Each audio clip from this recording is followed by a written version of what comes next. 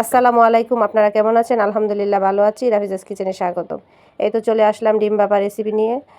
সবসময় তো ডিম এমনিতেই খাই, কিন্তু অন্যরকম খেলে অন্য এক মজা, সেই জন্য আমি ডিম ভাপা রেসিপি নিয়ে আসলাম। এই তো আমি 4টা ডিম নিয়ে নিলাম ভাপার জন্য। তারপর হাফ চামচ লবণ দিয়ে দিলাম, হাফ চামচ গোলমরিচ দিয়ে দিলাম। আপনারা স্বাদ মতো নিতে পারেন, আপনারা চাইলে স্কিপ করতে পারেন। তারপর আমি চামচের সাহায্যে ডিমটাকে ভালো করে গুটে নিচ্ছি, যাতে ধলা ধলা না বেঁধে থাকে। তারপরে আমি অল্প পরিমাণে তেল দিয়ে দিলাম, 1 টেবিল চামচের মতো, দিয়ে আবার একটু গুটে নিচ্ছি।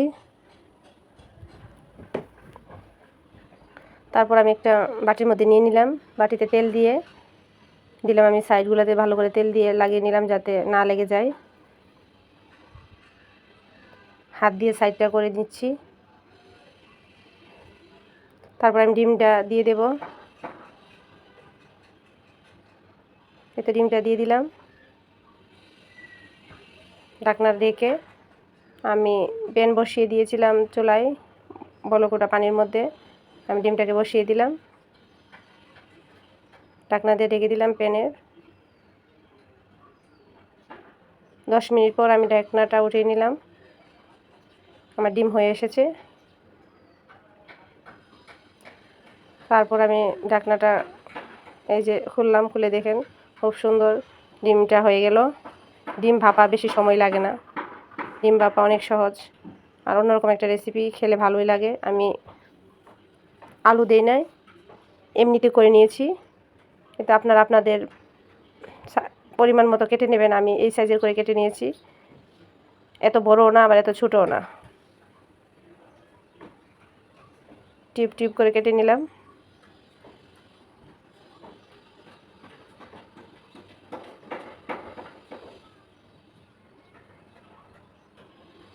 দেখেন খুব সুন্দর হয়েছে, অনেক ভালো হয়েছে দেখতে, অনেক সফট। আপনারা চাইলে অনেক ছোটো পিস করে নিতে পারেন। আমি মিডিয়াম আকারে রাখছি। তারপর আমি প্যানের মধ্যে তেল দিয়ে একটু লবণ দিয়ে নিলাম, একটু হলুদ দিয়ে দিলাম, দিয়ে আমি ডিম দিয়ে দেব।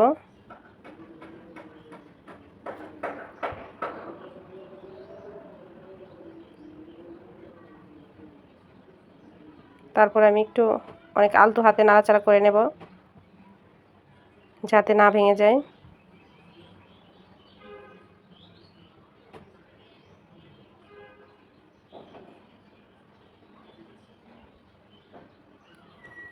মোটামুটি ভেজে নিতে হবে।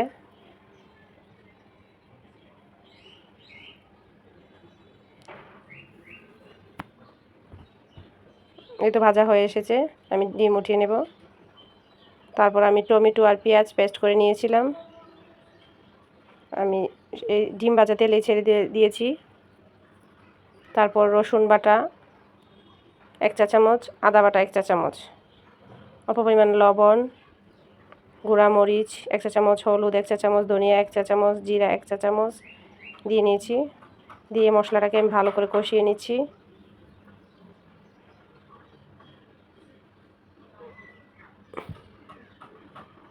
তারপর আমি ব্লেন্ডার জারটা ধুয়ে আবার একটু পানি দিয়ে মশলাটাকে আবার কষিয়ে নিচ্ছি।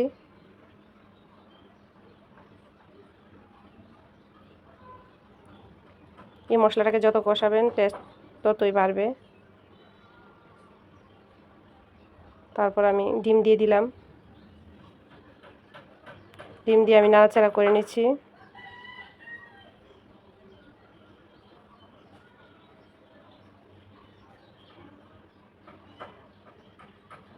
তারপর আমি ঢাকনা দিয়ে রেখে দেব 2-3 মিনিটের জন্য। আবার আমি নাড়াচাড়া করে নেব।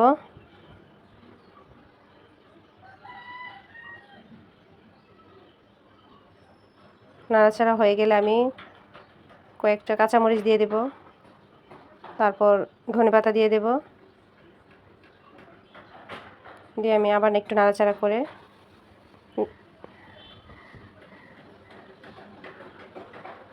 ঢাকনা দিয়ে ঢেকে দেব। আপনারা চাইলে বাসায় ট্রাই করতে পারেন, ভালো লাগলে অবশ্যই বাসায় ট্রাই করবেন। সবাই ভালো থাকবেন, সুস্থ থাকবেন। আল্লাহ হাফেজ।